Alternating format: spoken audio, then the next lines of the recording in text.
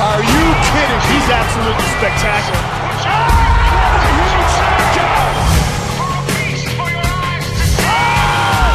Big shot trying to finish. Pettis all over. Dillashaw.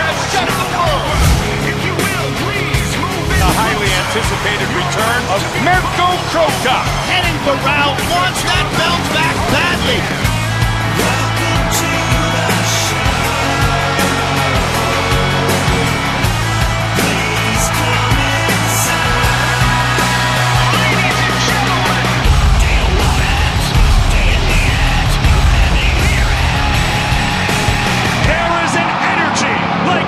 Seen or heard before in UFC history. Do you want it? Do you need it? Let me hear it. Ladies and gentlemen. Do you want it? Do you need it? Let me hear it. Ladies and gentlemen. Do you want it? Do you need it? Let me hear it. Ladies and gentlemen. Welcome to the show. Welcome to the show.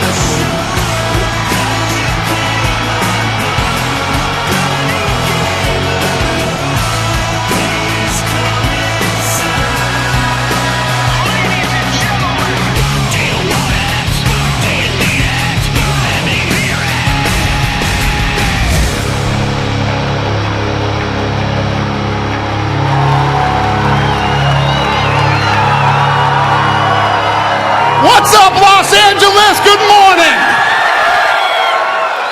Ladies and gentlemen, welcome to the show. Good morning. Thanks for coming out. We're excited to be back in Los Angeles. This place is awesome. You guys are awesome. Thanks for coming out this early in the morning. So obviously, tonight, we are over at the Staples Center again with a 135-pound championship. Ronda Rousey taking on the #1 contender, Kat Zingano. But we are here this morning to announce the second season of the UFC calendar. This block of fights is taking place. It starts March 14th, and it will end May 23rd. In this block of fights, welcome to the show, will feature 6 champions, 8 of the top 15 pound-for-pound fighters in the world, and 27 top 5 contenders. We have 20 fighters from these upcoming events here today, but before we get started, I want to let you guys know, following this press conference, everyone is invited to attend the UFC Fan Village at LA Live outside the Staples. It's between noon and 4 p.m. There's going to be tons of fighters out there hanging out, signing autographs, and all that good stuff, so... All right, let's get this thing started. The first fight, which is actually 2 weeks from today, UFC 185 Pettis versus Dos Anjos. 2 title fights on that card. It's Saturday, March 14th at the American Airlines Center in Dallas, Texas. Tickets are on sale now. The first fight, the women's strawweight title fight. Carla Esparza versus Joanna Jędrzejczyk.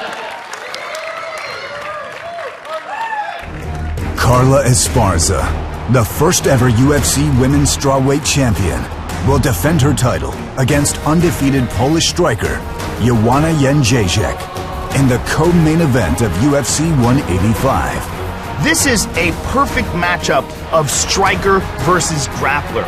Carla Esparza has very good striking herself. She has very good submissions as well. But the best part of her game is her confidence, her poise, and her relentless wrestling and ground and pound. That matches up very nicely with the outstanding Muay Thai and striking of Joanna Jędrzejczyk. She does everything beautiful, textbook technique. We see precise, pinpoint, powerful, technical striking. That, with the grit and determination and grappling of Carla Esparza, should be an excellent, first time ever UFC women's strawweight title defense. March 14th at UFC 185. Esparza versus Jędrzejczyk.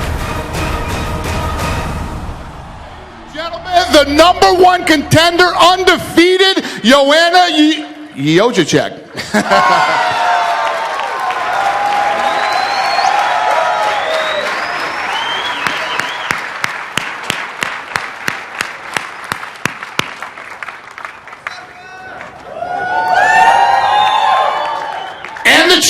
champion, Carla Esparza.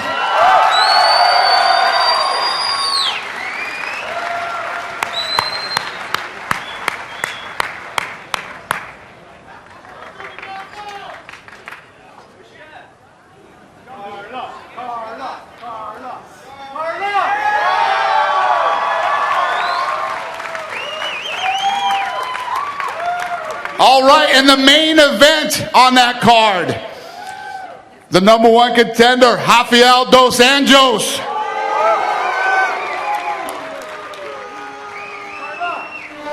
The main event of UFC 185 features the sport's most spectacular athlete, UFC lightweight champion Anthony Showtime Pettis. Oh, this is a whole nother level of fighting. Anthony Showtime Pettis is one of the most spectacular fighters in all of the UFC and makes a very good case for being the best pound-for-pound fighter in the world. He can submit guys, he can knock guys out, and he has confidence and flair that are literally unparalleled. But Rafael dos Anjos is a complete mixed martial arts fighter. He has legit knockout power, and he is making a very clear-cut case that he's one of the best in the world at 155 pounds. This is a really excellent fight between two of the best fighters in the world in any weight class. March 14th at UFC 185, Pettis versus dos Anjos. There we go. Let me do that again. Ladies and gentlemen, Rafael dos Anjos.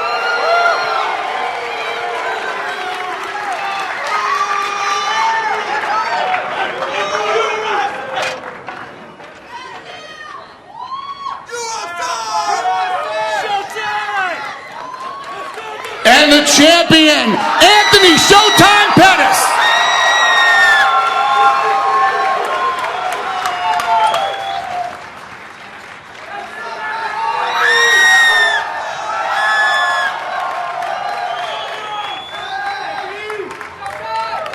Also on that card, Johnny Hendricks versus Matt Brown and Roy Nelson versus Alistair Overeem. All right. The next fight that we're going to bring out, UFC Fight Night, Maia versus LaFleur. It's Saturday, March 21st in Rio de Janeiro, Brazil. It will be live on Fox Sports 1, and tickets are on sale now. It's a pivotal matchup in the ultra-competitive welterweight division. Brazilian Jiu-Jitsu master Damian Maia defends home turf against undefeated American Ryan LaFleur. Ryan LaFleur, he's a real solid professional mixed martial arts fighter with a lot of potential. He's very good in the stand-up. He's very good on the ground. His wrestling is very good as well. Get a big takedown from LaFleur. Damian Maia, on the other hand, is one of the premier jiu-jitsu artists to ever fight in mixed martial arts.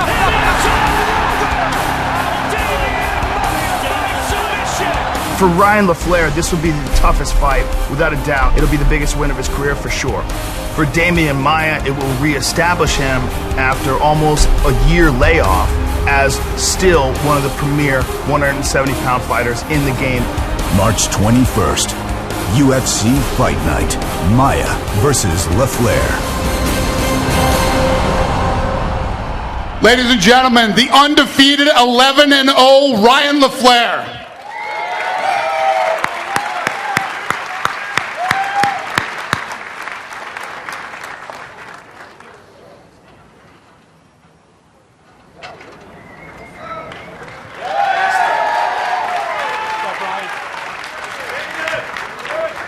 Damian Maia.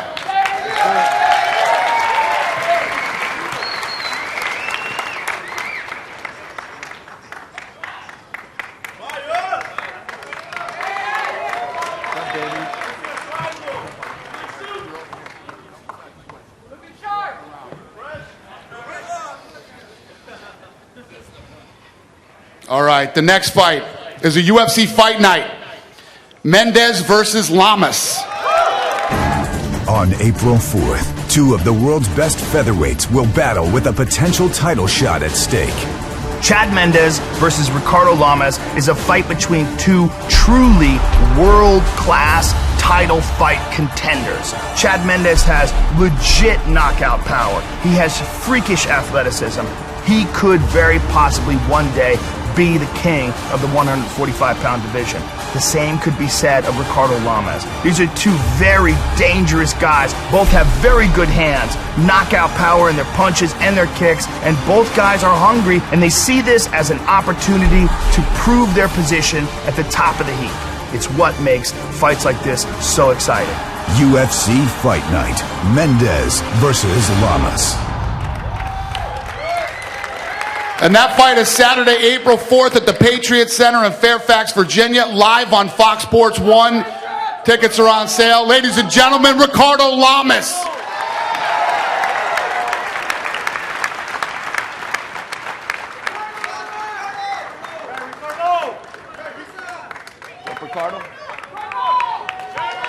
Ladies and gentlemen, Chad Mendes.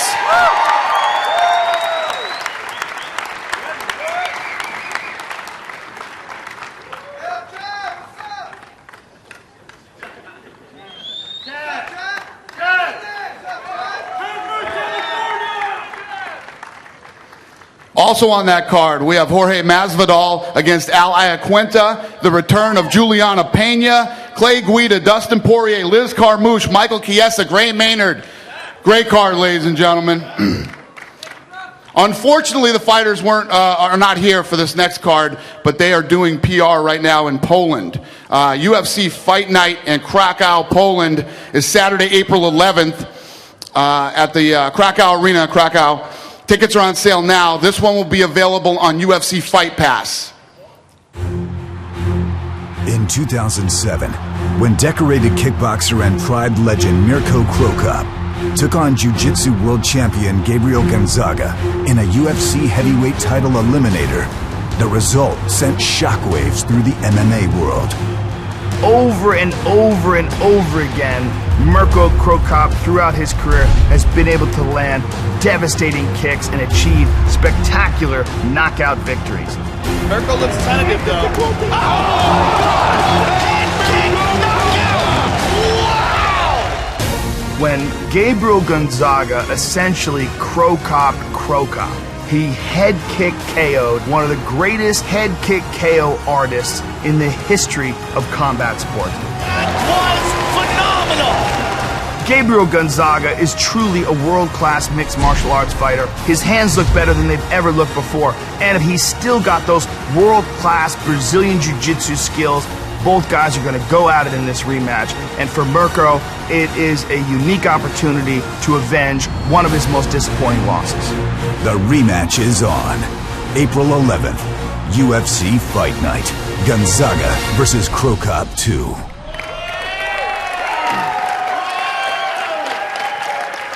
This next card is stacked.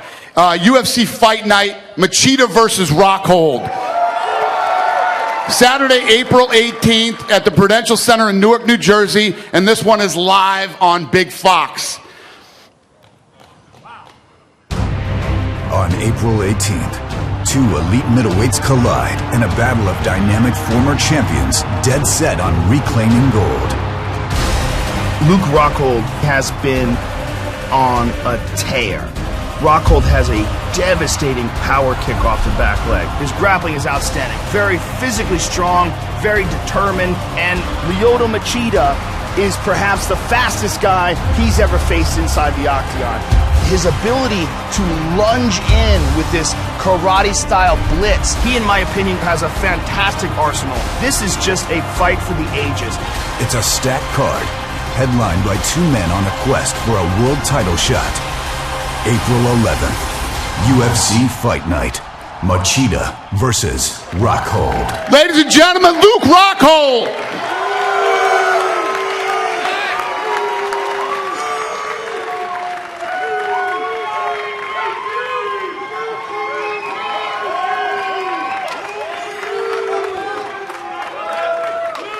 Ladies and gentlemen, Lyoto Machida.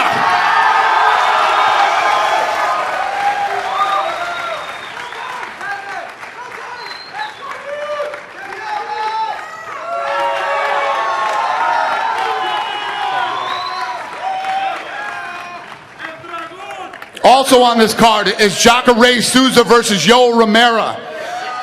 Felice Herrig versus Paige Van Zandt. Cub Swanson versus Max Holloway. That is live and free on Fox, ladies and gentlemen. You're welcome. The next card is UFC 186, Dillashaw versus Barao 2. There are 2 title fights on this card. It is Saturday, April 25th at the Bell Center in Montreal, Quebec. Tickets actually go on sale today for this event. The first fight is Kyoji Horiguchi versus Demetrius Johnson. A hungry challenger looks to wrestle the 125-pound belt from the only man who's ever held it in the co-main event of UFC 186. If a young fighter wants to pattern himself after the best fighter in the world, in my opinion, that fighter is Demetrius Mighty Mouse Johnson. He does everything perfect. What he's been able to do against world-class competition like Ian McCall, like John Dodson, like Joseph Benavidez, he shuts them down in a way that makes these guys look bad. The champion, Demetrius Johnson. But Horiguchi is undefeated in the UFC. He takes a lot of chances. He's extremely aggressive, and he has legit KO power, which is rare for the 125-pound division. It's Johnson versus Horiguchi for the flyweight championship. Ladies and gentlemen, Kyoji Horiguchi.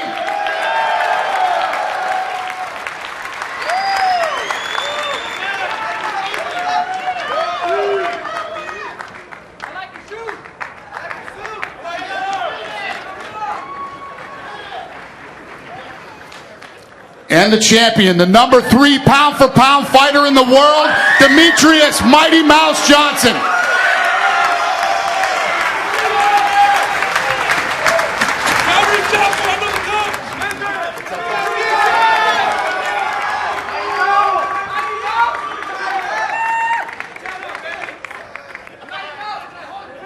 And the main event, Dillashaw versus Barao 2. At UFC 186 on April 25th, the new king of the bantamweights, TJ Dillashaw, will defend his title against the man he dethroned, Renan Barao, in a long-anticipated championship rematch. TJ Dillashaw was a huge underdog when he shocked the world and destroyed what a lot of people thought was the best pound-for-pound fighter in the world in Renan Barao. Oh! Big shot trying to finish! He cracked Renan Barao, wound up finishing Renan Barao in the 5th and final round with a beautiful head kick combination. TJ Dillashaw is the new UFC Bantamweight Champion! For Renan Barao, he wants to get in there and attack TJ Dillashaw and try to do to Dillashaw what Dillashaw did to him. Stop him and take the title from him. And for TJ Dillashaw, it's his opportunity to show that first fight was not a fluke, to shut down Renan Barao again and reaffirm his position as the king of the UFC bantamweights. Ladies and gentlemen, the number 1 bantamweight contender and former champion, Renan Barao.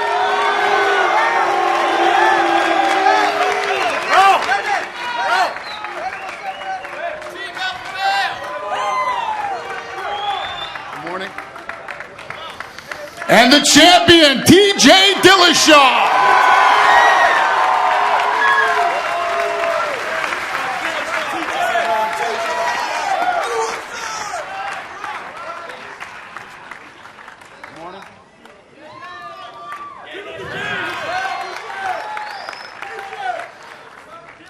All right. These next 2 fighters are not here today either, but this fight is Sunday, May 10th. On UFC Fight Pass and Adelaide Entertainment Center in Adelaide, Australia. Tickets go on sale Wednesday, March 4th. Miocic versus Hunt. On May 9th, heavyweight knockout artists collide in a huge matchup down under. Stipe Miocic is a stiff test for anyone in the UFC's heavyweight division. Oh, big right hand! Stipe Miocic can put away any man on earth. This fight is over. Stipe Miocic makes quick work.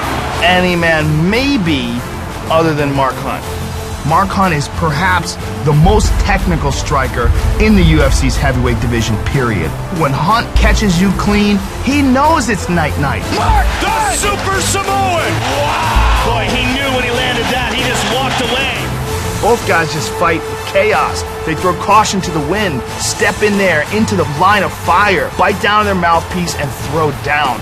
UFC Fight Night, Miocic versus Hunt, in Adelaide, Australia, May 9th. Yeah, so that's Sunday, May 10th there, Saturday, May 9th here, and that one is on UFC Fight Pass, ladies and gentlemen. This next fight, we've never done this before. We're excited about this. We're calling this one Breakfast with the UFC. So the reason we're saying that is because the card will actually start here. The main card will start live on Fox Sports 1 at 10 a.m. in the morning, okay? UFC Fight Night, Edgar versus Faber. For the first time ever, the UFC is coming to the Philippines. And this historic event is headlined by two of the sport's brightest stars. It's very difficult to find a guy that has more in-octagon experience against elite competition than Uriah Faber. He's got knockout power in his strikes. He's got elite wrestling. He's got a fantastic submission game. He's bound and determined to wear that UFC strap. And standing in front of him is one of the most dangerous guys in all of the UFC, former lightweight champion Frankie Edgar. This is a very, very interesting fight for both fighters. For Uriah Faber, it's an opportunity to get a victory over one of the most high-profile fighters in any division. For Frankie Edgar, a victory over Uriah would be a big feather in his cap. Uriah Faber is a huge star. UFC Fight Night, Edgar versus Faber. Ladies and gentlemen, Uriah Faber!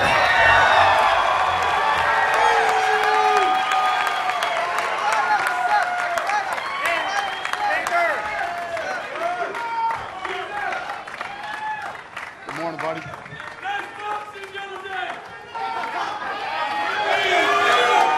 Ladies and gentlemen, Frankie Edgar!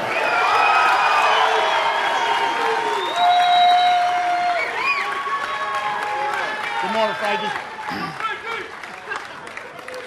So again, this is Breakfast with the UFC, the live card. You wake up Saturday morning, you eat some breakfast, and the card starts at 10 a.m. And this fight is awesome. I'm really excited about this, and we're very excited about going to the Philippines for the first time. All right, let's end this thing with a bang here. 2 title fights. UFC 187, Jones versus Johnson. This card is Saturday, May 23rd at the MGM Grand Garden Arena in Las Vegas. Tickets go on sale Friday, March 6th.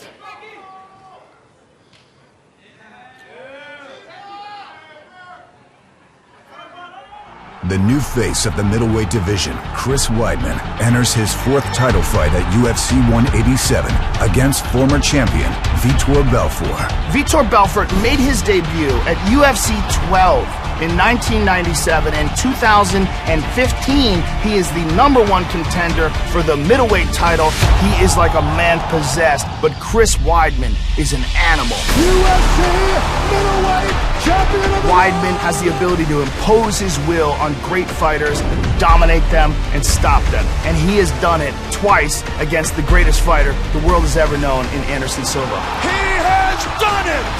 When you look at these two men coming together, fighting for the middleweight title, Vitor Belfort at his best, Chris Weidman in his prime, and this is going to be a war. Wow! Chris Weidman faces Vitor Belfort for the middleweight title in UFC 187's co-main event. The co-main event, ladies and gentlemen, Vitor Belfort.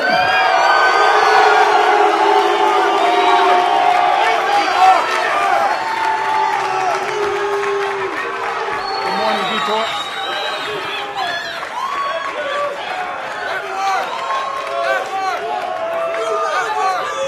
And the champion, Chris Weidman.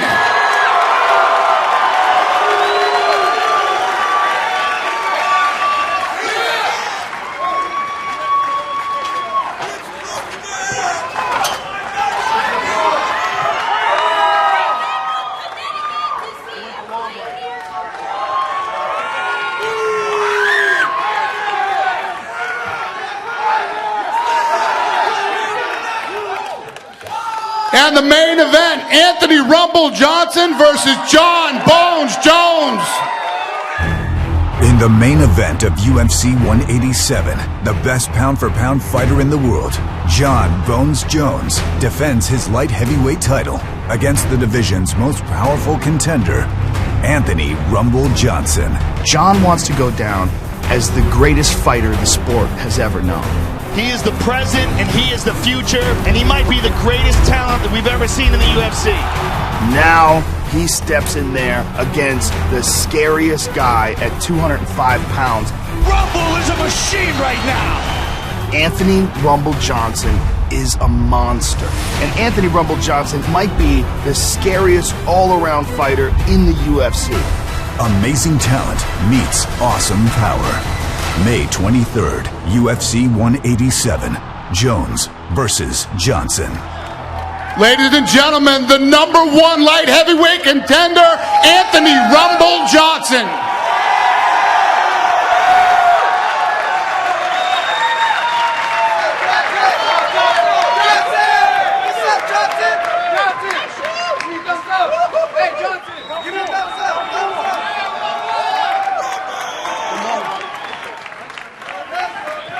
The #1 pound-for-pound fighter in the world, and the world champion, Johnny Bones Jones.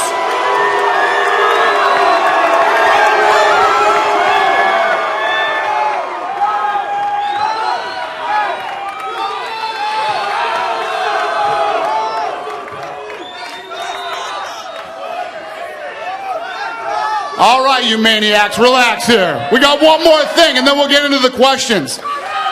For those of you that didn't know, this is the 10-year anniversary of The Ultimate Fighter. It's been 10 years.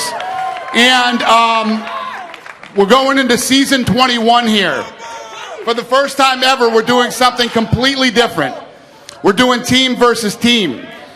This season pits the American top team versus the Black Zillions. The season premieres Wednesday, April 27th, only on Fox Sports 1 at 10 p.m. Eastern. 8 welterweights from each gym will compete to win $500,000. Here's a clip of what the new Ultimate Fighter is going to look like.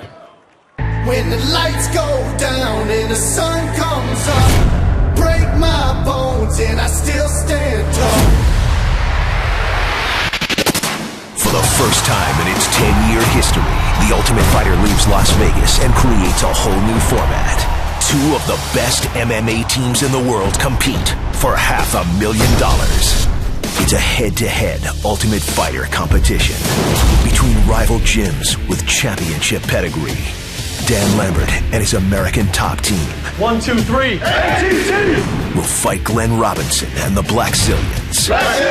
And it all goes down in South Florida, home turf claimed by both teams. 2 of the best teams in the business. It's gym versus gym. So if you have nothing to say, keep my name out your mouth. Bro, I'll fight you any day. Owner versus owner. Glenn's a phony douchebag. I really don't have any respect for Dan.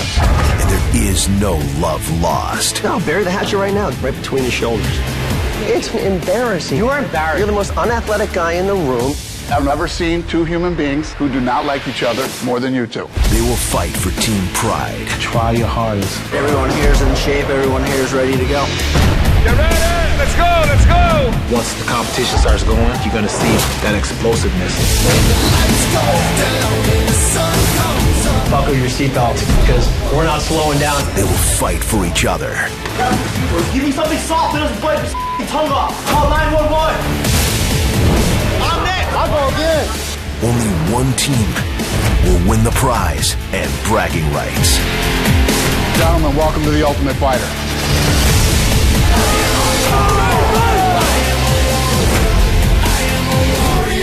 The new season and new era of The Ultimate Fighter begins April 22nd. April 22nd on Fox Sports 1, ladies and gentlemen. All right, we're going to open it up to questions now from the media. I'm going to let the fans ask some questions today. Let's get this thing rolling. Media, raise your hand.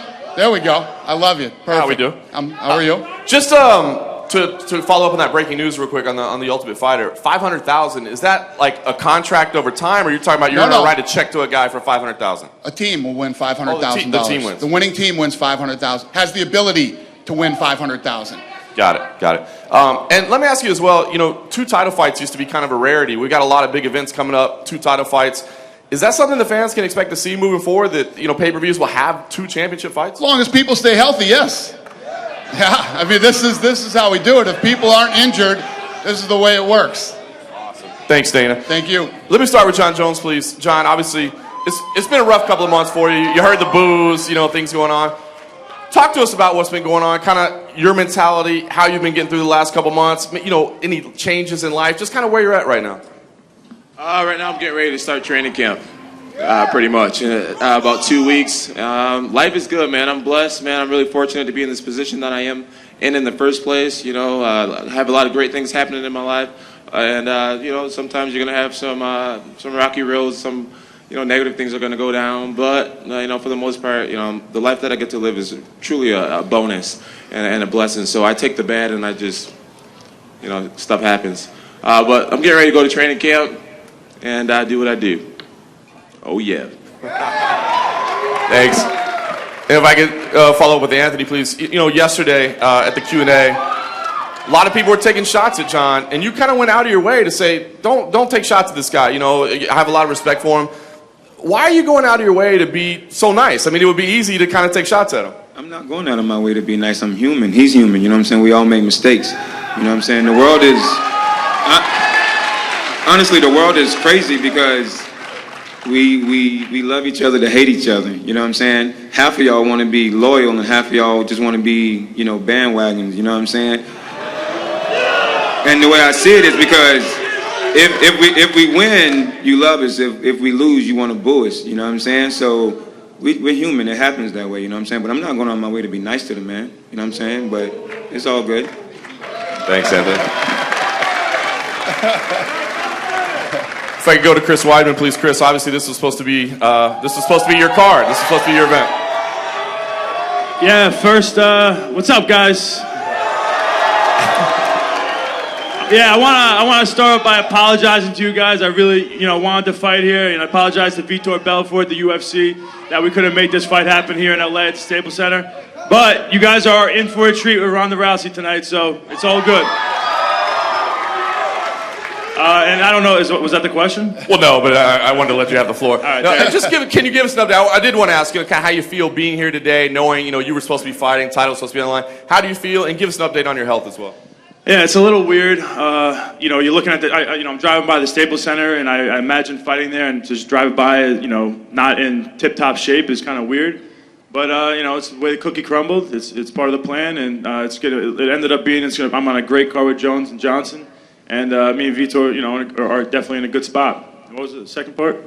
Yeah, just kind of how you feel. That's good. I feel good. I'm able to do a lot of things. My rib is still not 100%. I can't do everything, to where I need to, spar and go everything hard. But I'm able to, become a better athlete with this time off. Thanks. And if I could just briefly for Vitor as well. Here, I guess, there's been a lot of delays in you getting this title fight. And I know it's a special moment for you. So kind of where has your head been at during this time off? And also, the Black Zillions were struggling for a while. And now it looks like you guys are on a heck of a roll. So what's the difference there? Good morning, everyone. It's watching that video, see me in UFC, I think 12, and being here today and doing great. For me, it's a blessing. So, what I learned in life, it's something that I think fits every one of you guys. Time. The wealthy man on the planet cannot buy time. No one. Doesn't matter how rich you are, how much money you have, you cannot buy time. So I want you to see from my lens. So two ways to look at a situation. You can look for different ways, positive or negative. So I have to learn in life that every time it's been given to me, it's great. If I cannot buy time, time is given to me, so I perform. So I train every day. I get like Anthony Johnson beat the crap out of me every day in a week, like guys like Rashad Evans. So I'm buying weapons every day. I'm I'm thinking reinventing myself every day. I think that's what I'm still here, and I'm still evolving, going through the hardship. So you have to take the good and the bad and just keep moving. That's how life is.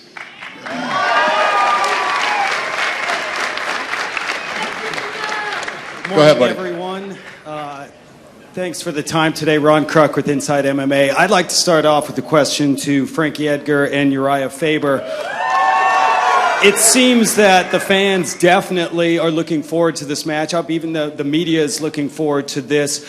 Beginning with Frankie, talk about facing Uriah, a guy like him, and everything that he's done for the sport. And did you guys ever think that your paths might cross? Yeah, Uriah's the guy everybody wanted to be when I first got into the sport. He was the biggest name out of the lightweight guys. Being a lightweight myself, I was striving to be that guy. So, the buzz is definitely out there. I think I've gotten more people talking about this fight than any other fight I've had booked so far. So I know people are excited. People have been talking about it for a long time. I knew eventually I think we would have crossed paths. It wouldn't be right if we didn't fight each other. Uriah? Yeah, this is an exciting matchup for me. I've been inspired by Frankie's performances a bunch of different times where I've seen him fight, and it's made me want to fight.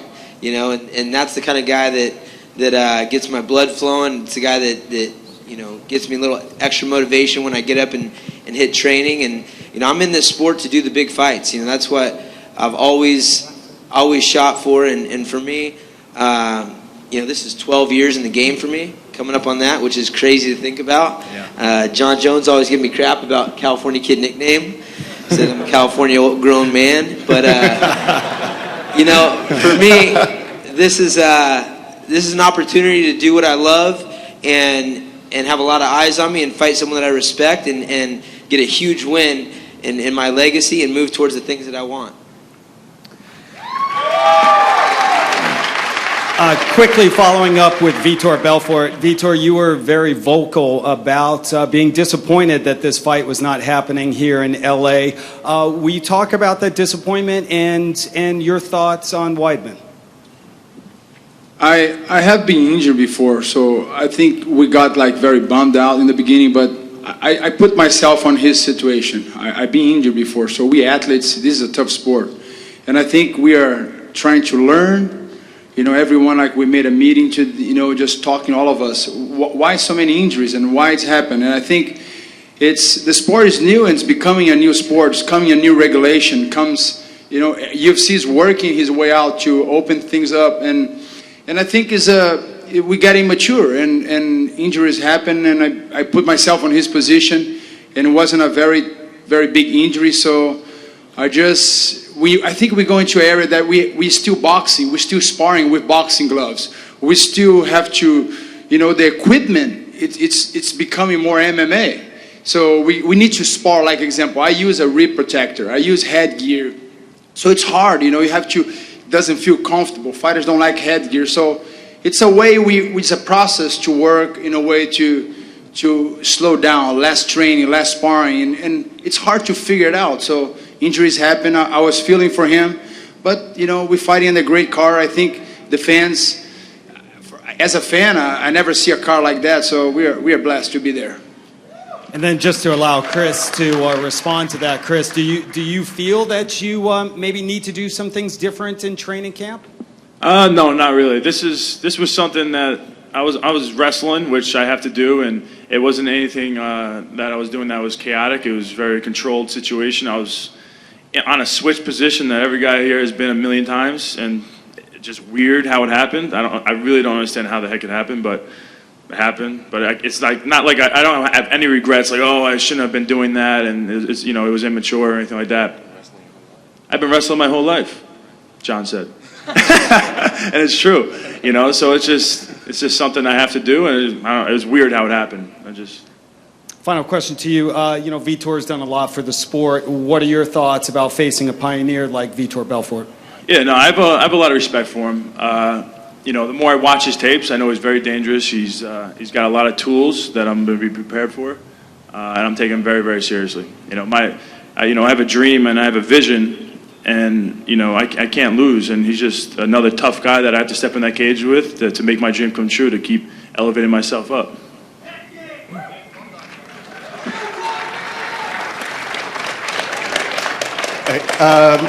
First off, I have a question for John Jones from a Korean fan. They want to know when you might be moving up in weight, and also, if you do move up, do you feel like you have the skills to beat Cain Velasquez?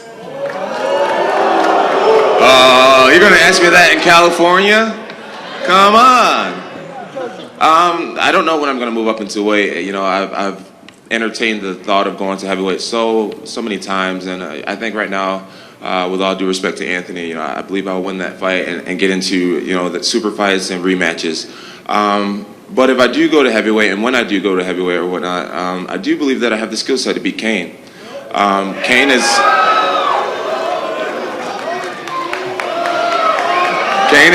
Cain's a magnificent opponent. You know, my main reason for believing I'll beat Cain is his size. He's not one of these massive heavyweights that was just gonna, you know, outweigh me, outpower me in every situation.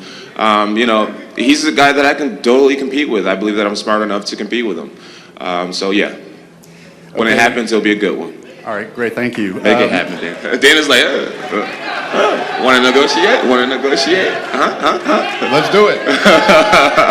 You got this one first. All right, we've got a question for Chris Weidman from another Korean fan. He says that he thinks that after you, or if you beat Belfort and then Rockhold, you basically have nothing left in the division. So would you be up for a super fight maybe in the light heavyweight division? This is all love. It's all love. Listen, man, we're New Yorkers. We're New Yorkers. Hey, maybe one day in New York. Who knows? You know, Madison Square Garden. I think we'd both be down for that. Yeah, definitely. The King of New York. The King of New York. It's official. All right. It's official. Make it happen. Great. And, but yeah, that's it.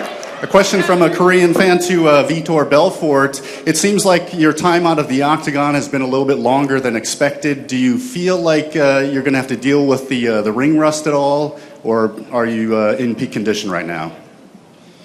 It's hard to understand people because the sport is all about like a training camp. I start tomorrow. I start next week. I discovered that the more you know your body and how you train and to be in shape, you know, I came from an area that, you know, we train every day, but of course we didn't know the physiological point that how to train. So Anthony knows me, and I'm in the gym every day, and I have a fight every week, man. Probably like, you know, it's hard. I have tough guys pushing me in the gym. It's like you guys would have the privilege to have a camera and watch how we train. It's like you don't ring rest, man. These guys here is push me, so I feel great. Okay. And two quick questions for Uriah. Uriah, how's it going? One fan wants to know in Korea, they'd like to come to train at Team Alpha Male, but he's wondering, is there a height restriction? Yeah, you know, unfortunately, we have some tall guys that don't have the recognition yet, but you know, 5'9", you're pushing it. Okay, and last question is, as Korean Zombie is doing his military service right now, and the fans want to know if you have any words of encouragement for him. You know, that guy's a very positive dude. I'm sure he's gonna, you know, continue to be inspired and train hard, and you know, just to keep his eye on the prize. We love Korean Zombie at Team Alpha Male in California in general, and I think the U.S. and all the fans around the world. So good for him serving his country, and we look forward to some crazy stuff when he gets back, zombie style. Richard Hunter, CBS Radio. Question for Chad Mendes. Chad, with a win over Ricardo Lamas, you could likely be looking at another title shot. It's not often that we see someone who has lost to a current champion twice and in a recent bout and yet, you know, be considered immediately for a rematch. A lot of people thought that was a fight of the year last year. Some people thought you won. Do you think that's a real testament to how competitive that fight was, that it seems like a lot of people are ready to see it right away again?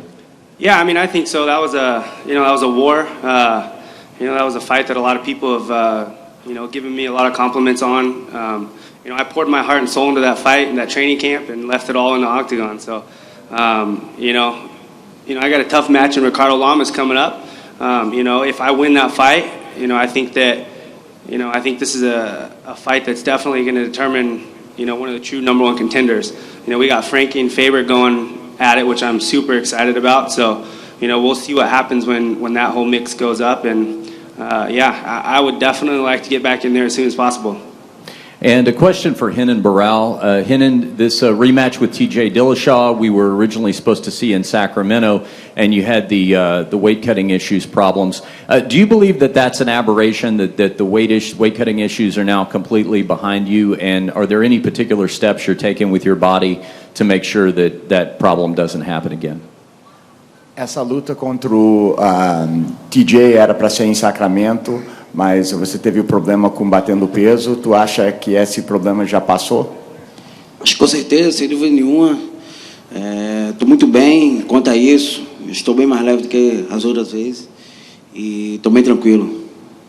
Yes, the weight problem is fixed. I'm holding my weight at a lower weight now, and I feel great, and I'll be prepared. One question for Frankie Edgar. Frankie, you were in a very interesting position taking this fight. Obviously, you're a #1 ranked challenger for the featherweight title, but you decide to take on Uriah Faber as opposed to wait maybe and see the outcome of the May fight between McGregor and Aldo. Can you kind of take us through your thought process and deciding to not wait? Yeah, I had to take a year off of fighting to do the Ultimate Fighter show, and it's just not something I enjoy too much. I'm 33 years old. I don't want to, kind of waste any time just sitting on the sidelines waiting for fights to happen. And, if I'm the #1 guy, there's really no one I can fight that can make me any higher. So I think Uriah is the biggest name I could fight. It's an exciting fight that the fans want to see. So let's give it to him. And lastly, for John Jones. John, obviously a lot of people prior to Alexander Gustafsson's fight with Anthony Johnson were anticipating a rematch between you and Gustafsson. AJ upset him. Had you allowed yourself at that point to game plan in your mind for Anthony Johnson? And if so, what did you see happening? What were your thoughts? Is your question, have I started game planning? Yeah. Have you played through the scenario in your mind, you and AJ, either before the Gustafsson fight or certainly since? Before the Gustafsson fight, not really. And at this point, I haven't really gotten into it too much. I'm in the process of moving and taking care of my family and stuff like that. But when the time comes, I have a trusted staff of people who's really helped me conquer some of the biggest challenges that I've ever faced, and I believe they'll, get me through this as well. But Greg Jackson, Mike Winkeljohn, Brandon Gibson, Izzy Martinez, I think those guys tremendously. They're a great coaching staff.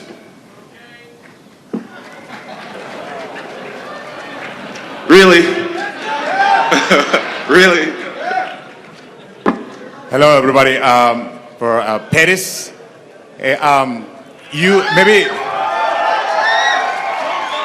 Maybe a lot of people forgot about this topic, but you guys went to Puerto Rico last year. When are we expecting to see that fight? Are you expecting to see yourself fighting in front of your people? Man, that'd be amazing. That's a Dana question right there. We're trying to make it happen. We've been out there a couple of times, so when it does happen, for sure, I want to be on that card. That's a fact. When it does happen, he'll be on the card. And can you tell us a little bit your next fight against Dos Anjos? How do you feel about this? How do you see Dos Anjos? Yeah, Dos Anjos is a very dangerous opponent. I mean, he had to beat some great guys. Ben Henderson, first guy to knock him out. So I got my hands full over here, man. 2 weeks away from a big fight, and I think the fans are in for a show. I mean, well, hence the name. Welcome to the show. Good. And Mr. TJ Dillashaw, you did a perfect fight against Renan Barral last time.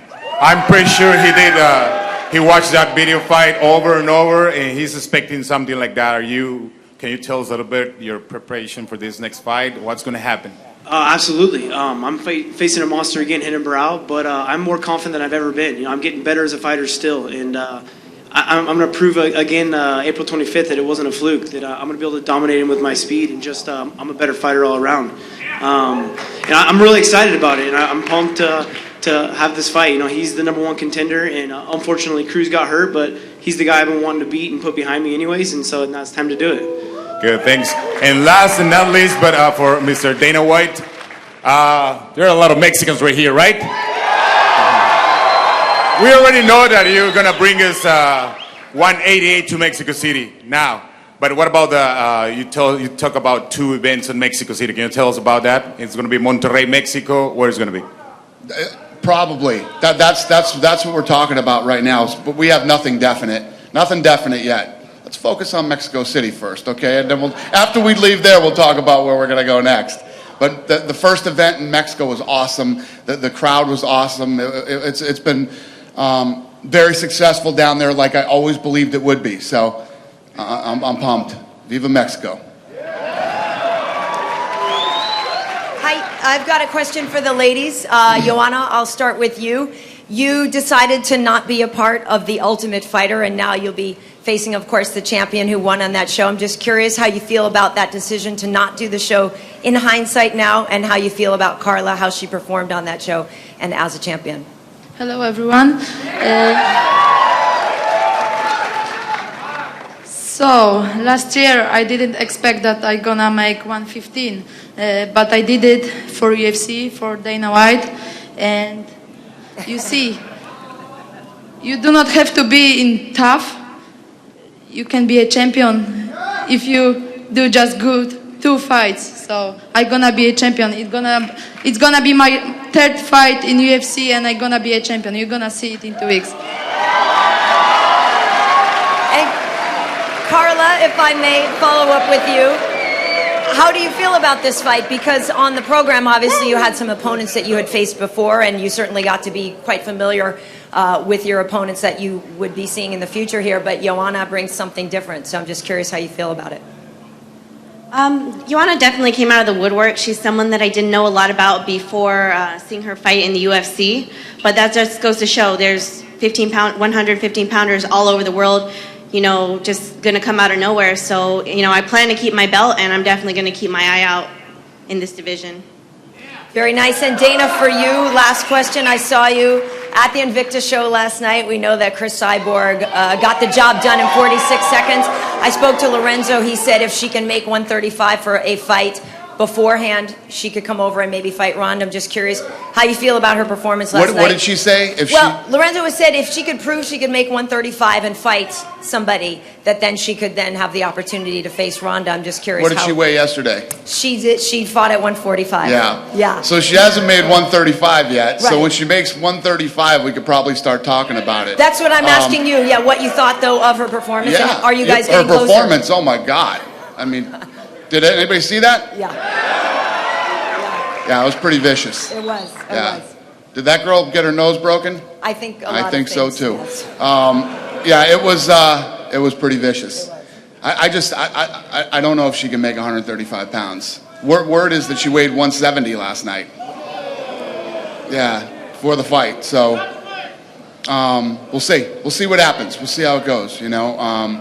But I'll tell you this. You know, I was there last night because we're invested in female MMA, and there were some great fights. The co-main event last night was ridiculous. I mean, it was unbelievable. That fight should have been in the UFC. That fight was so good. Nice. Grotto? Yeah, Grasso. Alexa Wow. Grasso. Yeah, impressive. Great. Yeah, and like the champ said, there's a lot of really good 115-pound females out there. There's a lot of good 135-pound women. Just keeps getting bigger and better. It's exciting. And 125 is a ways away for you guys still, though? A long time away, yeah. Okay. Yeah. All right. Thank you. Thank you. Hello, everyone. I got a question for Kyoji Horiguchi. When I spoke to you after your win just a few weeks ago, and I asked you if you thought you were next in line for the title shot, if you wanted a title shot, you said you wanted maybe 2 or 3 more fights. But then when I spoke to your manager yesterday, he said not to put too much stock into that. That's just the Japanese way, he said. That was you being humble. So do you think you are ready for this title shot? 前回の試合の後、ちゃんとタイトル戦に向けてあと1試合か2試合挟んでからっていう考えでコメントをしてるんですが、マネージャーの方から、それはもう自分はハンブルなので、日本的にチャンピオンを尊敬してそういう答えをしてますということをコメントしたんですけども、次のタイトル戦に向けて準備はできてますか？もちろんできてます。で、自分が勝たないとフライ級盛り上がらないんで、しっかり勝っていきます。Of course, I'm ready to face a great champion, and I'll make sure to have more excitement in my weight classes. Okay. I also have a question for Damian Maia. Hello, Damien. Your manager, Eduardo Alonso, told me recently that you had a very serious bone infection in your shoulder. Saw some pictures of you in the hospital. It looked like you were obviously in rough shape. Obviously, you're here. You're fighting next month. How serious of an issue, of a medical issue, was that for you? Yeah, I had a problem. I was going to fight last year, and then, before the fight, I have a little injury, and we went to the doctor to do some shots, like anti-inflammatory. And then because that, maybe I got the bone infection. It was really bad, because we get in and out the hospital like 3 times, and the last time wasn't the infection anymore. Was some kind of like normal virus that you normally have when you are a kid. But they didn't, find out what was that, and they did a lot of exams trying to find for tumors, everything. But thanks God, there was nothing. I'm pretty well right now. I'm back in shape, and I'm feeling, perfect. I'm very grateful for UFC to give me this opportunity to fight the main event in Maracanãzinho in Rio, which is the temple of Brazilian Jiu-Jitsu. Carson Grace fought there, Helio Gracie fought there in many years ago, like 50 years ago, and Rickson Grace fought there, and I'm grateful, and thank you, Dan, and thank you everybody to give me this opportunity to fight the main event in Brazil, in my country. And one for Ryan. Some people might know this, but back in the day, you used to work for CompuStrike, which is pretty amazing that you're up here. Is it still surreal for you that you're sitting here with these amazing legends and about to fight, another great fighter? Is everything that's happened to you? I know you've been out for quite some time, but does it still feel kind of surreal for you? How you doing? Yeah, definitely surreal. I've been in this game for a long time. I only have 11 fights, but I've been battling a lot of injuries, and it's a long time coming. I've been waiting to be here, and the time is now. And no, welcome to the show. Yes, welcome to the show. Yeah, excuse me. But I'm ready to go. This is welcome to the show. Yes, well said. And I also have one for Luke Rockhold, who's been shockingly very quiet up there. Luke, I spoke to Josh Koscheck, your former teammate, just a couple of days ago, and I asked him for this fight that he has tonight if he thought about going back to AKA, because there was a lot at stake for him. It had been some time since he fought there, and he said there are only 3 guys left at AKA. Kane is injured a lot. DC loves doing commentating, and then there's just you. The gym is not where it once was. I wanted to hear your response to that. That's a fallacy. We're strong. We got a lot of guys that are up and coming. Obviously, Kane, myself, DC, Josh Thompson's still in there. I guess he just pulled out of the fight. I haven't been in the gym for the last couple of weeks. I've been doing press and all over the country with you, of course. But we got a lot of guys that are upcoming, fighters all over. So our gym is as strong as it's ever been. Koscheck's always been kind of on his own program. So I don't know what to say. I'm focused on my fight, and we all have big fights coming up, and it's going to be another great year for our team. Okay, and one more, if I may. I just wanted to ask Demetrius a question. You were just in my hometown of Montreal a couple of days ago, and I wanted to know if the people were treating you like a champion. Did you feel the respect from the community there? I know you've never fought in that part of the world, but I wanted to know how the media, and I know you met with some of the fans over there, how they treated you when you were in Montreal. What's up, Cali? How you guys doing tonight? Montreal was a beautiful city, Me and TJ Dillashaw went there, did a little press, and they treated us, like a normal human being, like I like to be, even though I'm a champion. And we're excited to go back there and hopefully sell out the place and put on a great show for you guys.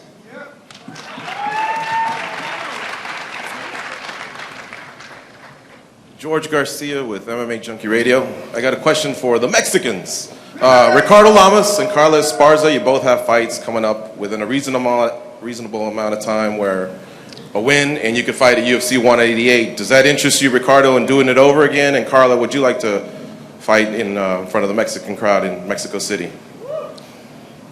Yeah, that first fight in Mexico was crazy, man. The Mexican fans were awesome. They're the best.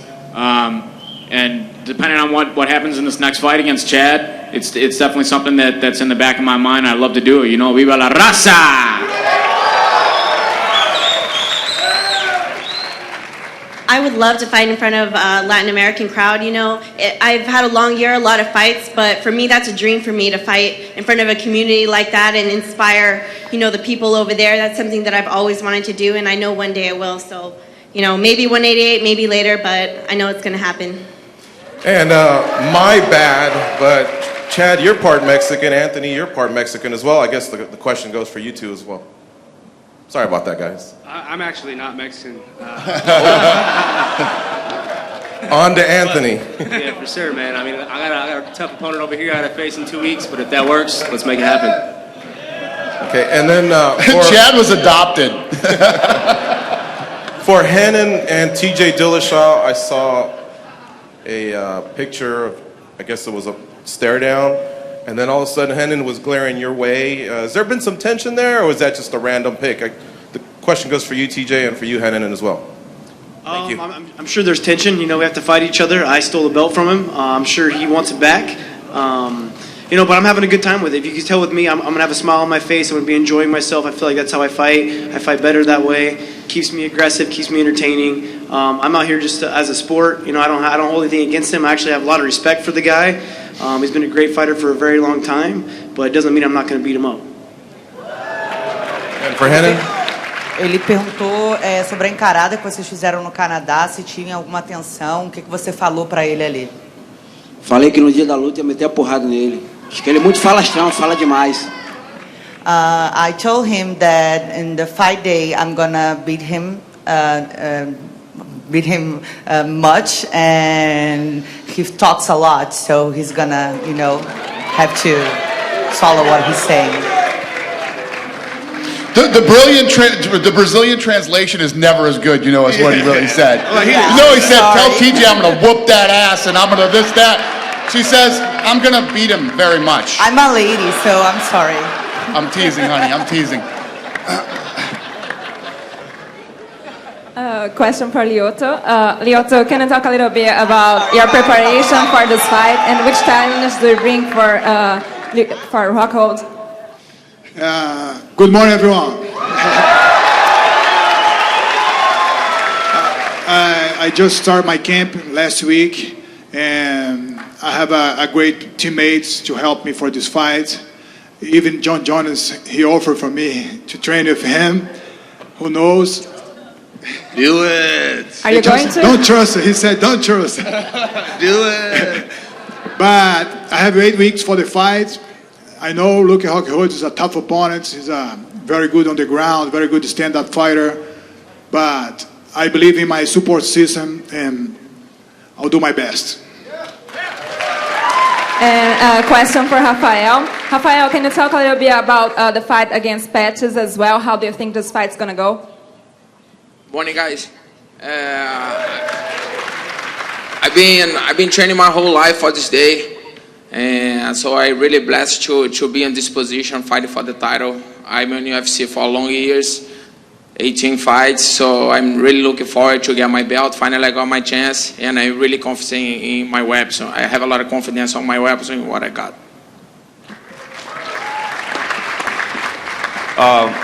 For Ricardo, please. Obviously, we saw you kind of come out of your shell a little bit lately, videos and that sort of thing. Yeah. That guy with the beard, that was weird. What was your feedback on that? And I mean, you'd always kind of been quiet and reserved up to this point. I mean, is that kind of a new face? Is that the way we're going to see you going forward? Or do you feel like, I wish I wouldn't have done that? Where do you stand? No, man, it was just me having fun. And as far as the feedback I got, in this, no matter what you do, you're going to get good and bad feedback. Everybody on Twitter, of course, people hiding behind computers were, being tough guys, but everybody that I met in person said they liked the video, they understood it. I was just doing it as a joke, just having fun. I was the youngest of 6 boys growing up in my house, so we all made fun of each other my whole life, and it's just, part of who I am. But this is just me being me, and that's it, man. I'm going to keep doing it. Great. For Uriah, obviously, I think a lot of people are really excited for this fight. I mean, I guess you're kind of the guy at the disadvantage. You're having to move up in weight class. Is this an indication? I guess, first of all, why did you want this fight? And second, is this an indication of what we're going to see moving forward? Is this a one-off? What do you think? First off, my body's thanking me for not having to watch weight all day. It's like, I've been my body's been soaking up the food and been doing more fitness-based stuff, lifting a little more. And, this is where I was the champion at 145 pounds, so it's not something that's a strange place for me. I feel great. I've been walking around, about 58 to 62, which is huge for me. When I was fighting 145s, I was about 153 to 157. So I've gotten bigger as time's gone on, and it's funny because I've been fighting a lower weight. But I'm excited to go in there and not have to feel like I'm going to die on the scale the day before, look like Skeletor. I can look a little more like He-Man, So I'm excited for that, and this is a long time coming for me. I feel like I started in this sport where there wasn't many big names in the lighter weight classes, and as the time has progressed, guys like Frankie have built a big name, and there's guys like BJ Penn that have built a big name, and it hasn't been an opportunity for me to fight other big names. So I think the time is now, and I want to keep fighting those fights. The guys that are standing out. Welcome to the show. What? Keep going, buddy. Keep going. Welcome to the show. You messed up his flow. Okay. Anyways, yeah. So, hopefully some more big names pop up, and I'm ready to fight all of them. Thanks, Ryan. And just lastly, if I could, for Demetrius. I think you made kind of a comment in passing that you had a dream of a $2 million super fight with TJ. And I think it was just a comment that you just kind of threw out there. But it seems like everybody's kind of latching onto it and saying, that seems like a hell of a fight. So as it's kind of resonating, are you giving it more stock? Is that something that you're really trying to, you think you'd like to see happen? Look at your pockets, Dana. You know you got the money. Obviously, my main focus is Koji Horiguchi, UFC 186, and like you said, somebody asked me a question, I answered it truthfully, and like I said, it was $2 million. I think me and TJ will put on a great fight, but like I said, we got to focus on our fights and defend these titles, and and I got a lot of great competitors coming up in the flyweight division that I need to take care of first, and obviously, if I'm defending my belt 10 times and the question comes up, it'll still be the same price, and then we can start negotiating from there. He knows he does. Hey, first off, thank you to everybody on the stage for your time. This question's for Dana, going back to the Ultimate Fighter. Can you just talk about why it made sense to switch to a team versus team format, and how do you think fans will respond? Because it seems like the coaches' rivalry, obviously, is a very big part of what makes the Ultimate Fighter the Ultimate Fighter. I agree, but we've always taken risks and shots and tried new things. The Ultimate, we were sitting around, we were talking about how do we do something different. We came up with this. We came up with the format for it, and I'll tell you this. I never like to tell you too much about the Ultimate Fighter. A couple of these people in the room can testify to this. This season is insane, and we got very lucky. We got very lucky this season because when you play out all the scenarios and the way that it can go, a couple of bad things could have happened this season that didn't. This season is awesome. I think everybody's going to like it. It's got energy like no season has ever had. It's completely different, and it's fun. I think everybody's going to like it. When we go into the next season of this, we're going to have to tweak a few things so we don't have to count on our luck again. But this season's awesome. Well, that leads into my next question, and obviously there will be conversations about this, and you'll have to see how things play out. But do you see yourself going back to the coaches versus coaches format, or is this something that's... I think absolutely. Listen, you always hear a lot of talk about the Ultimate Fighter. It's played out, it's dead, it's whatever. If you look at the people that have come through the Ultimate Fighter over the last 10 years, it's still the greatest platform. And if you're a fight fan, you get to watch fights, on Wednesday night, on Saturday night, it's going to appeal to a lot of people, and some people, might not want to watch that season, but they'll watch another season. The Ultimate Fighter isn't going anywhere. It's going to be here for a very long time, and Fox is totally invested into the Ultimate Fighter. They love it. So it's not going anywhere, no matter whether we bounce back from format to format. Not saying we wouldn't do a season, the old style, in a couple seasons too. Thanks. And then question for Vitor. When Chris fell off the card, it sounded like there were a few options to maybe potentially keep you on the card, and ultimately you decided to not go that route. I just wanted you to put it into your own words. what you were thinking at that point, what made sense for you, and sort of clarify just what was offered to you and why or why not it didn't make sense. It's I've been prepared a year to fight Chris and be postponed. So when the offer come, my office offers something for Dana, but the same style and my office and with my trainers. Because one thing is important is to listen to the people that are with you. You cannot act out of emotion. You know, I did a lot of fights. And that is what Vitor does. Yeah. For the record, every time. Yeah. So one little thing goes wrong and Vitor goes crazy. Okay. Go ahead, Vitor. Sorry. So I always been there. You know. So I've been fighting my way up the weight division, and me and Chris, I think the injury wasn't big enough. So my coaches with my office, they decided, so let's wait for Chris. You know, you've been waiting for a year, and this is the fight that the fans wants to see it. And look at the card. The card is amazing. So that was the decision, and I just got to go with the team. I got to listen to my coaches, to my office, and that's the fight. It is. You know, it's coming in a great card. So I'm very excited. I'm very happy that the fight not going to take too much. So the time that welcome to the show. Not the time. Welcome to the show.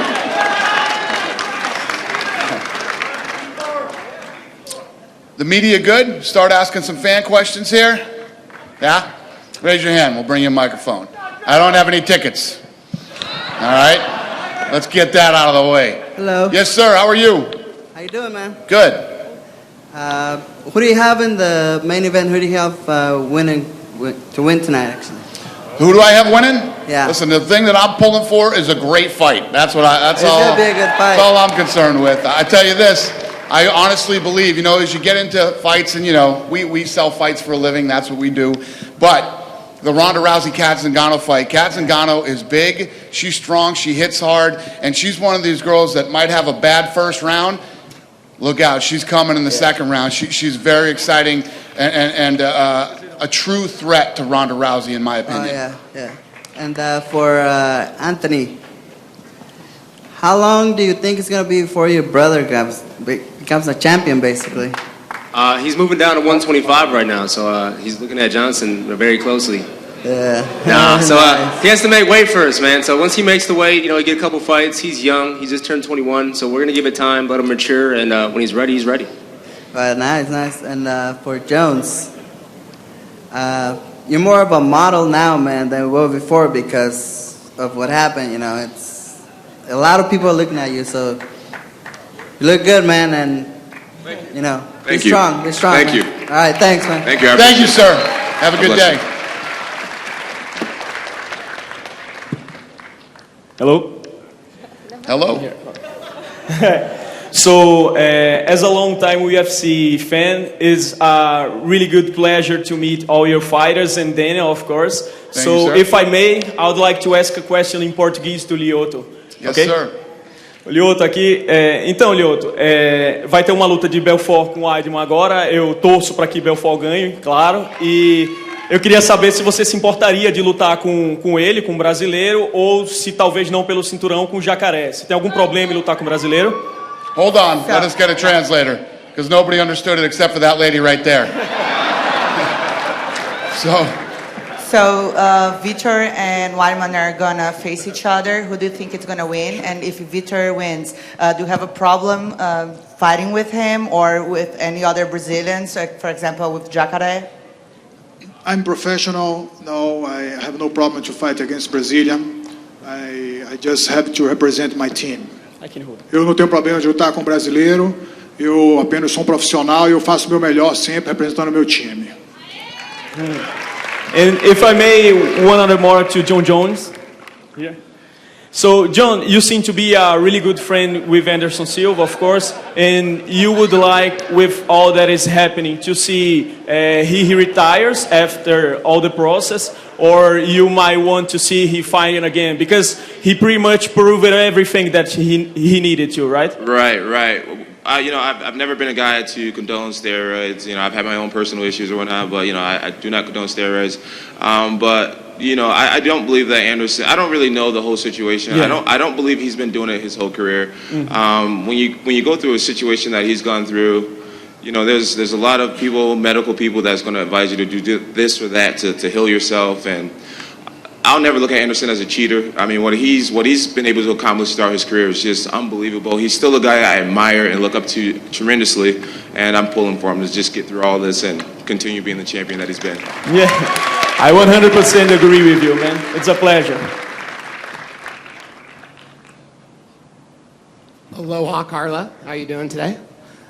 My question is for the international famous TV star up on that stage right now, Luke Rockhold.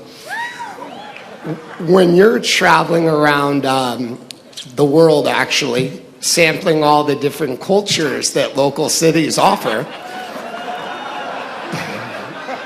I'm talking about food, everybody, relax. And I was talking about wine tasting, just to clarify that. Totally.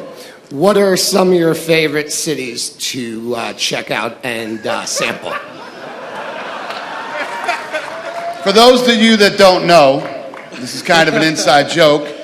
Luke decided to go on the television show Millionaire Matchmaker. Great idea. And go ahead, Luke. I'm a big fan of Latin America. You know?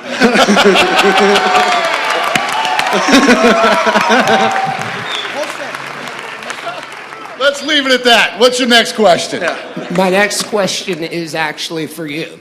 As marijuana legalization becomes more predominant in the United States, we have 14 states that prescribe it, and you have 3 states that's completely legal.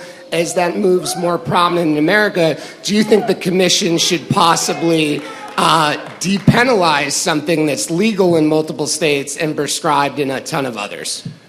This is a real tough question, because at the end of the day, people look at marijuana differently. Even if it becomes legal and you can hang around your house and you can do it, or do it out in public, whatever it might be, when you're competing in a sport, it's still, I mean, the reason that there's medical marijuana is for people who are cancer patients, for pain and things like that. I think it's still going to be looked at as a type of painkiller or something, and painkillers are banned substance. So I don't think there's ever going to be a day where marijuana is okay, for athletes, but the amount of nanograms that can be in their system might go up a little bit. They might allow more nanograms, because right now, I don't know, but I think it's 150 nanograms, which Nick Diaz destroyed and blew out of the water. Awesome. Don't be scared, homie. Don't be scared. Go ahead. Hey, what's up, Dana? What's up, buddy? What's up, UFC fighters? Thank you for coming to Los Angeles. Thank you for coming. Thank you. I got a question for Pettis. What's up, Pettis? Hey, man, what's up? Hey, I want to know what's your game plan when you're gonna go fight Rafael. I always go with the same game plan, man. I finish fights. I don't know how I'm gonna do it or what it's gonna do, but I'm gonna finish this fight. All right. I got a question for Dana. Dana, you a boxing fan, right? I am. What do you got for Mayweather and Pacquiao? So let me do it this way. 5 years ago, I'd have had Pacquiao winning that fight, because I think Pacquiao was fast as Floyd and hit harder. If anybody saw Pacquiao's last fight, he'd have knocked that guy out with a jab 5 years ago. And that fight went, 11 rounds?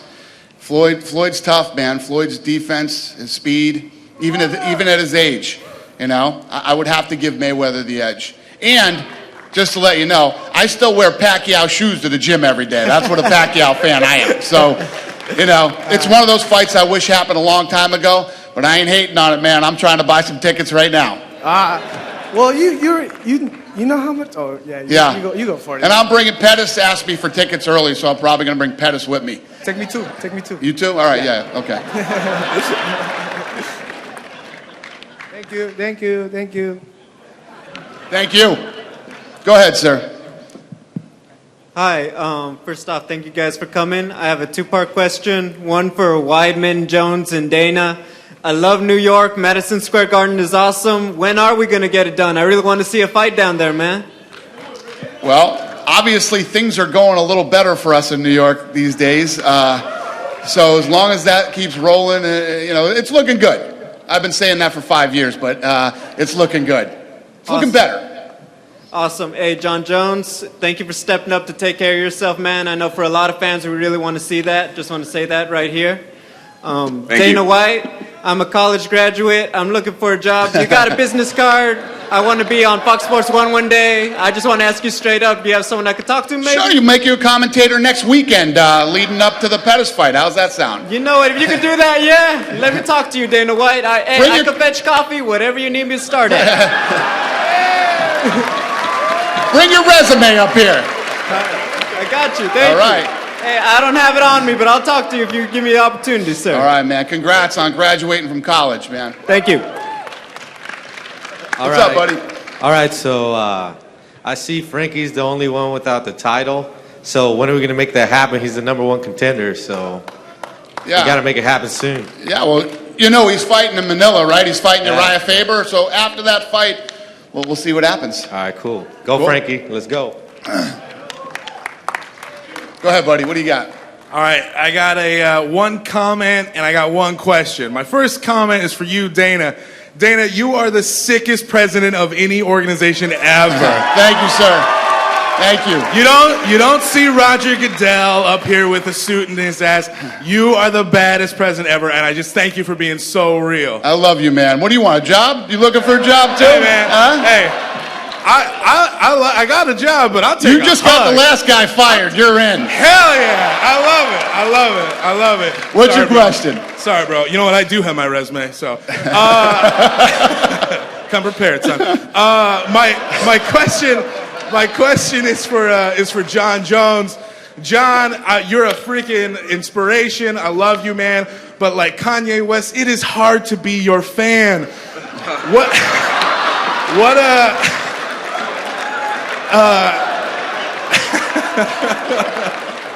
This guy's stealing the show. Sorry, bro. I love you. And how's your family handling all this? Are you guys staying strong? How's your mindset? Yeah, absolutely. I'm staying strong, man. I'm staying strong, and I don't know what to say to that. I mean, it's hard to be.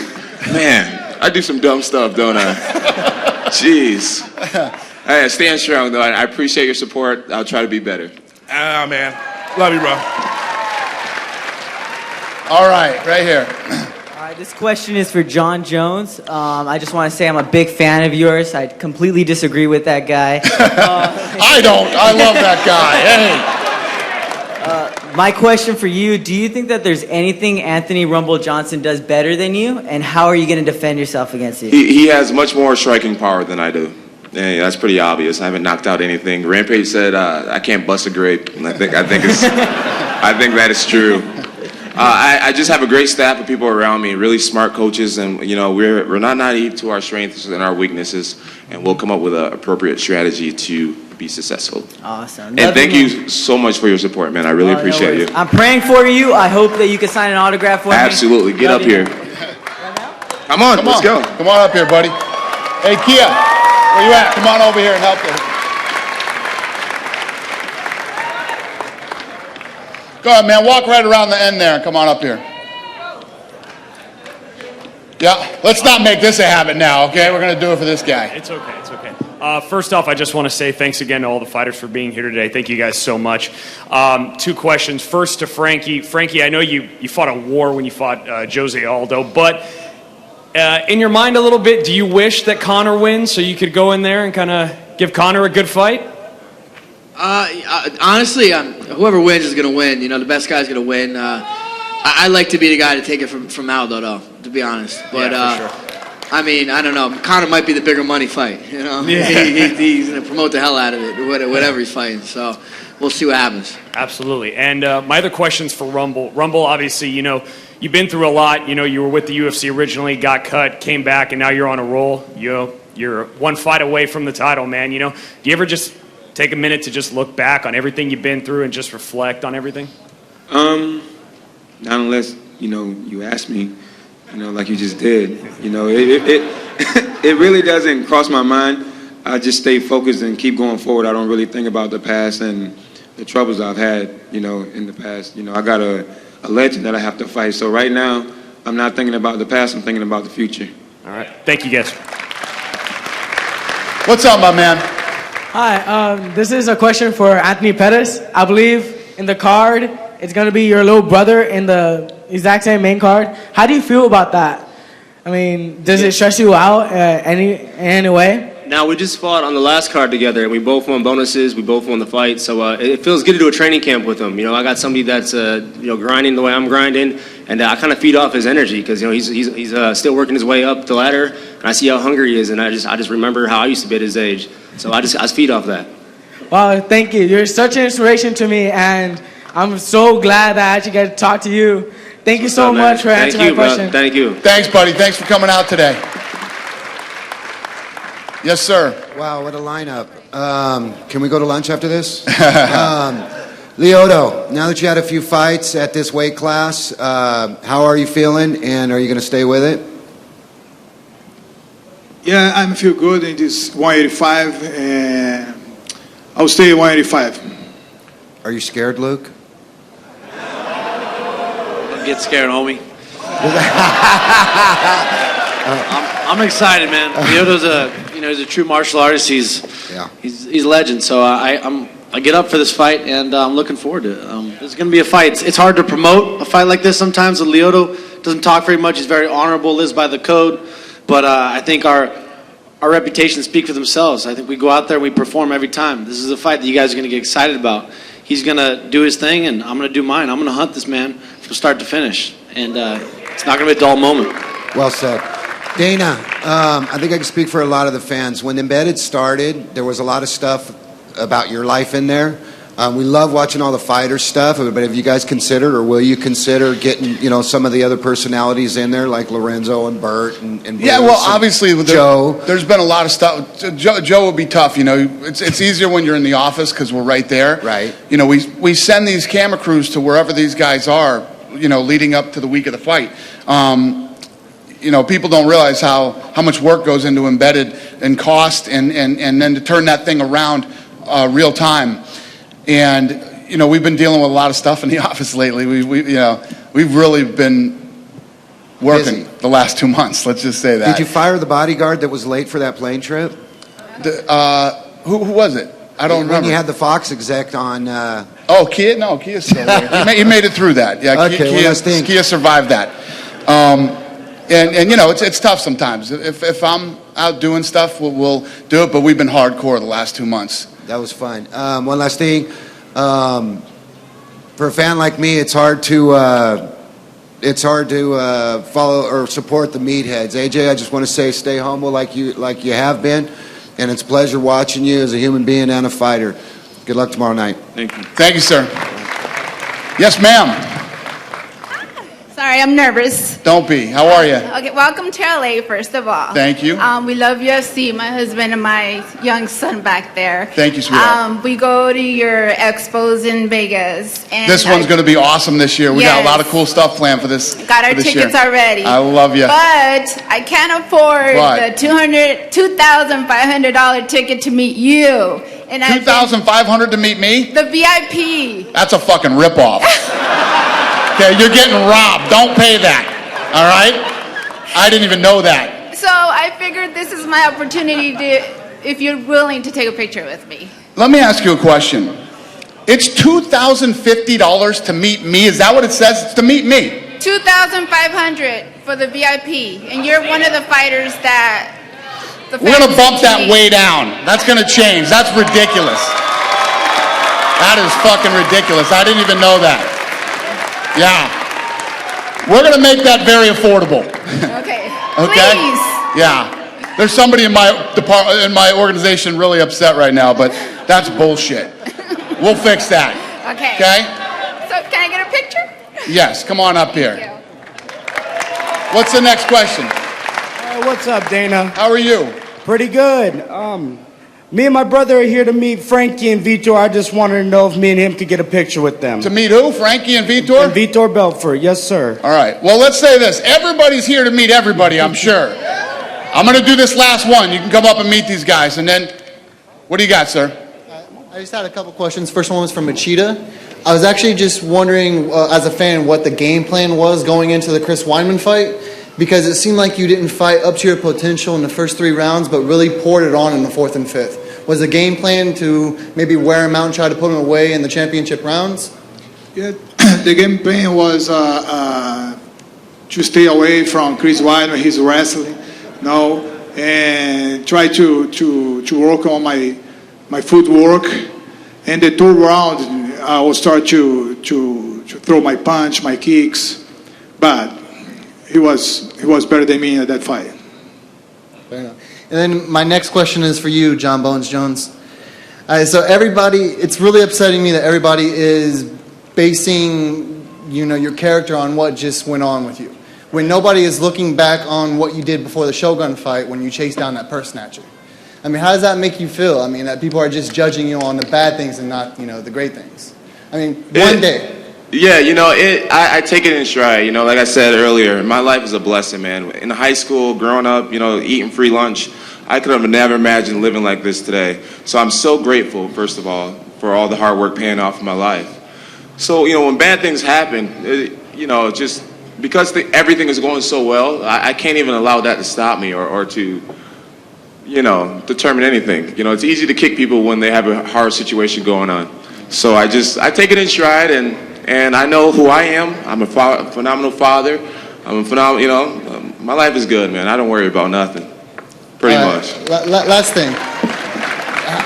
How do you feel about your brother calling you out for a fight on social media? And I mean, that's a good question. I wanted to know about that. You want to see that one? No, what's going on with that? That Chandler wanted to get his Twitter followers up. That's all that was. Doesn't stand a chance. And it worked. No, he doesn't. Cool. Thanks a lot, guys. Appreciate it.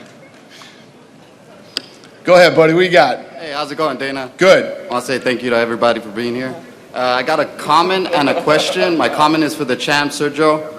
I mean, Anthony, I want to say that you're an inspiration to me and my brother, who are blue belts in jiu-jitsu. It's an inspiration to watch you, compete the way you do, and getting to do it on the same card as your little brother. I've competed with my big brother in jiu-jitsu tournaments. I just want to say thank you, your motivation, inspiration on the daily grind. Yeah, for sure, man. Thank you. Thank you. And my question is actually for the champion, Carla Esparza. I seen you last night at the Invicta FC fights, and I wanted to know, what did you think of Alexa Grasso's performance, and how far do you think she is from possibly stepping in the octagon with you? Oh my gosh, she looked amazing. That was an incredible fight last night. I've seen her fight in Invicta a couple times, and she always puts on a great fight. Her striking looked phenomenal, and definitely hard to hold her down. And she had a very hard opponent in Mizuki. So, I just think that goes to show that, she is at that top level. And, I feel like she deserves to be, she's right on that brink of being the top 10. And I wouldn't be surprised if I saw her in the octagon very soon. Thank you, guys. Thank you, guys. Yeah, for those of you that weren't there last night and didn't see this fight is unbelievable. Go to UFC Fight Pass today and check that. I'm kidding, but seriously, that fight was awesome, man. If you didn't see that fight, Grasso versus, what was the Japanese girl's name? Mizuki Inu. Yeah, unbelievable. These girls are like 20 and 21 years old. It was an incredible fight. Hey, what's going on, everyone? First off, Chad Mendes, Hamford said what's up. And then second, alpha male guys, TJ, Chad, Uriah.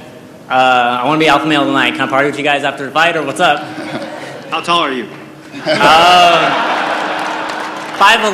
I mean, I kind of slouch a bit, so I could be 5'10". Take your shoes off. Yes, sir. So is that a yeah or? Yeah, you're good. This dude's serious. I don't think we're all going out partying, but thanks for the support. And Look at the team leader jumped right in. That means no, sir. You cannot hang out with them tonight. Kia ora, my name's Jake. I'm from Christchurch, New Zealand. My father John and I have come over just to be a part of this. It's amazing. Thank you, sir. My question for you, Dana, is when are we going to see the UFC make a return to New Zealand? That's a good question. We're going to Australia. Is that close enough? Unfortunately, New Zealand isn't a state of Australia. Yeah, I know, but we kind of lump them together over here. You know what I mean? No, that's fair enough. I hear you. I hear there's a big event scheduled for Melbourne, one of the first cage fighting events in Melbourne. Can you give us a wee hint on what we can expect for that? I can. If I could, it would have been a part of this press conference. You know what I mean? But we are coming to Melbourne. We're excited about it. It's about time, but we're coming to Australia with Mark Hunt again. Mark Hunt does very well in Australia. Thank you very much for your time, everyone. It's much appreciated. Thank you, sir. Thanks for coming out, man. We appreciate it. All right. Is this the last one on the right? Go ahead, buddy. Sir. How's it going, man? I am a huge Ronda Rousey fan. I have two questions. Yep. First one, I don't know if you can take a look at that poster. Can you lift that up, man? What, do you got notes over there? You got Right cue there. cards? Right there. Ronda Rousey. Okay. Yeah, I All got it. right, first question, obviously, co-main event, Holly Holm. How impressive does she have to win in order for her to get a title shot? Well, the thing is, everybody keeps talking about, you know, a Holly Holm title shot. She's ranked number 13. You know, she's going to fight Raquel tonight, and, you know, we'll see where she stands in the rankings after that. You know, I think that there's probably a situation with Ronda where she's obviously beat a lot of the top girls, kind of like how Aldo has, you know, but, you know, Jessica Ai has been around for a long time. She's in line for a fight. You know, there's a lot of other girls in line for fights. And this is Holly Holm's first night, man, and the UFC jitters are real. It happens to people. I don't care where you fought before or what platform you've been on. You know, this is a big night for her. So we'll see how it goes. All right, second one, I'm going to start off with a comment. I want to thank all you guys. You guys sacrifice, you know, your health, your life to fight for us and train us. Thank you. Second, I would be honored if you guys signed that poster for me. All you just pass around. I would love that. I would love that very much. We'll do it. Yeah? Yes. Thank you. What's up, buddy? Hey, Dana, how's it going? Good. How are you? Pretty good. My question is, you always said that when you got two title fights in the card, the heavier weight class is always a headliner, but Conor is headlining over the 70-pound title fight. Yeah. So my question is that a one-time thing, or will you guys always go with the bigger money title fight regardless of the weight class? We always go with the weight class. Always go with the weight class. This time, So you it's know, just a one-time thing then? yeah, it's a one time. Conor Fertitta will headline that fight. All right, thank All you. right. Thank you. I have two questions. Frankie, number one, we all know you used to be the 155-pound champ. That's right. After you come down, well, you're down now. But after you take that belt at 145 from Jose Aldo, would you consider going down to 135 and taking it from TJ right there? I've been getting the 35 question a lot. I mean, I think after 35, they're going to ask if I go 25, you know? Would you? You know, if I get that 45-pound belt, the opportunity to possibly hold three titles, I mean, I don't know if I can pass that up. So we'll see what happens. GOAT, greatest of all time. And one more question. Anthony Johnson, Rumble, is there any way you can pick the round that you're going to knock out John Jones?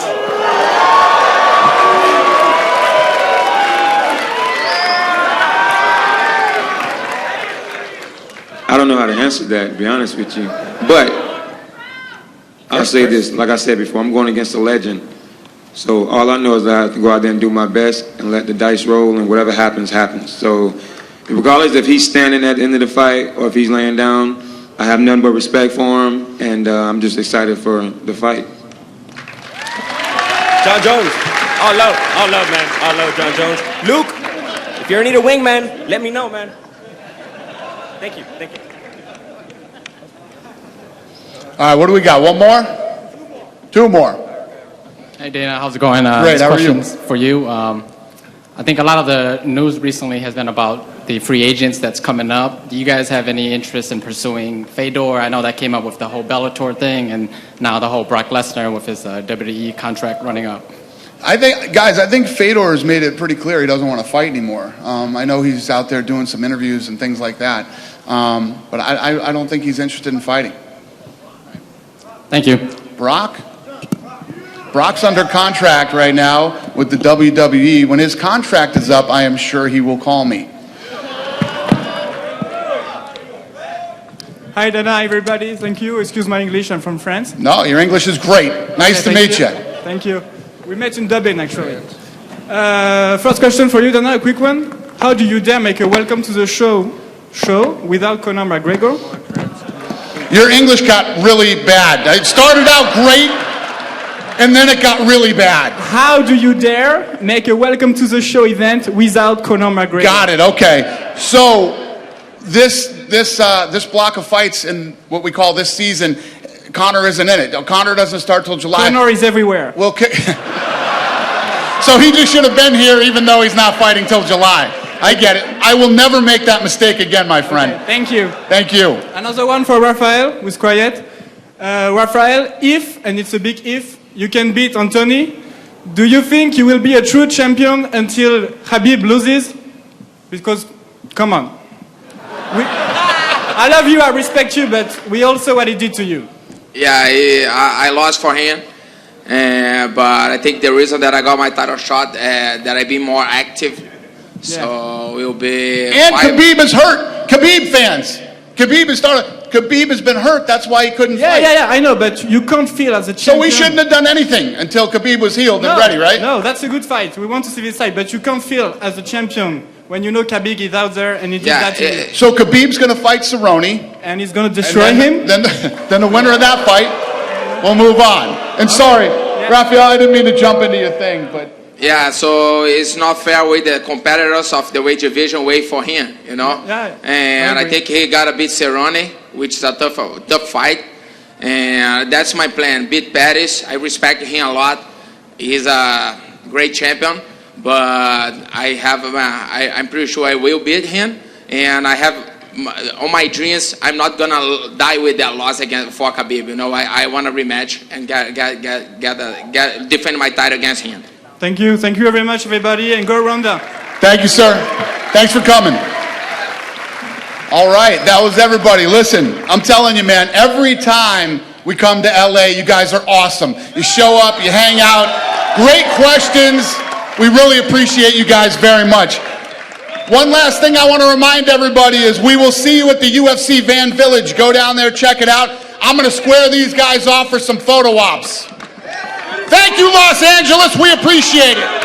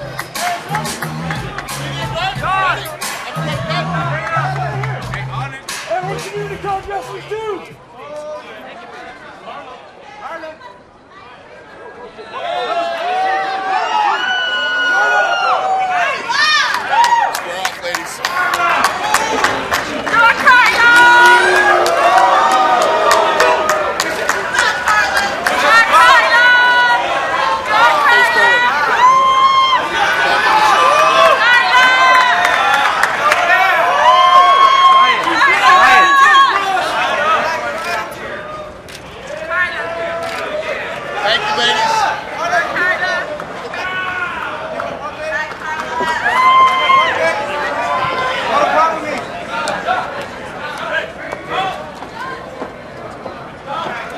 Showtime! Showtime!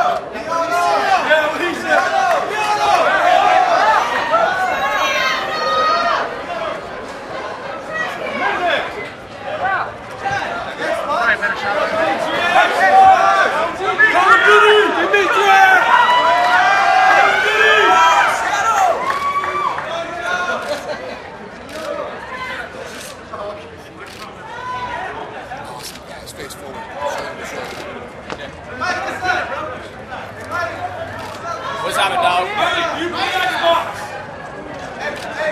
What's your gamer tag? Mighty Mouse UFC.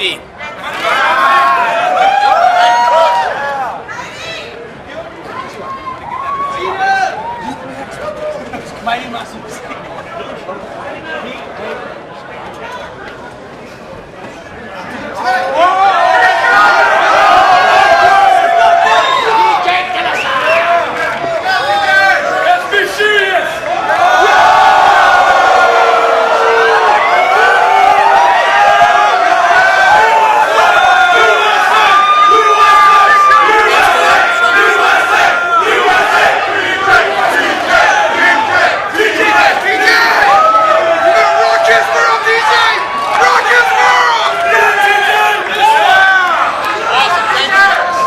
Hey, thank you guys, man.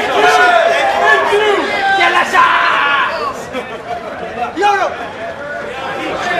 I got you.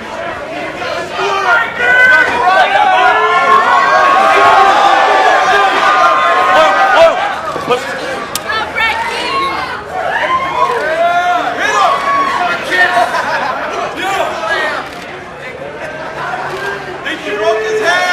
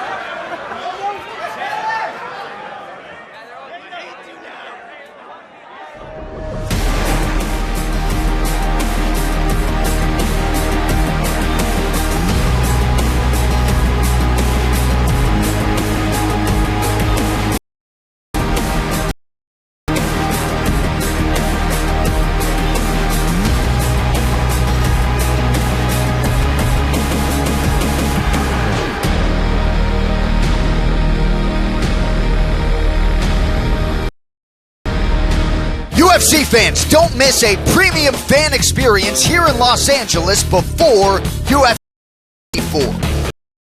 4 p.m. at LA Live, 777 Chick Hearn. It's a free event for the public.